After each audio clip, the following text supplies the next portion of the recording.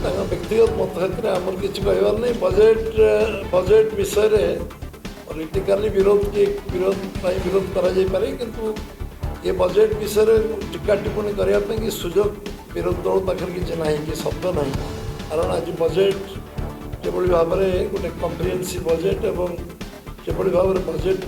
उपस्थापन कराला से बजेट विषय मुझे भावुँ कौन मतामत दबार कारण नवीन बाबू जो मुख्यमंत्री थे जी मागुले तार 5 गुणा रेल बजेट आम दूसरू जो जो प्रोजेक्ट से कहते तार 10 गुणा 5 गुणा आम दे नवीन बाबू थोड़ा बेले जानते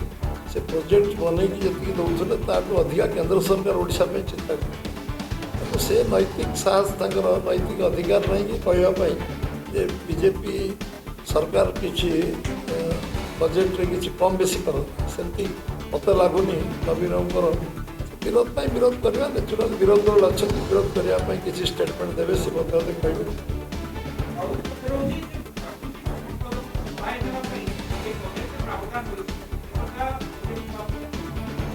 प्राकृतिक संपद कौन छड़े नवार भाव कहतु जो तार लजिक तार तार तार युक्ति तो करेंगे ना से युक्ति नक केवल शब्द कहले सस्ता स्टेटमेंट देले कि किसी स्टेटमेंट गुरुत्व रहा दरकार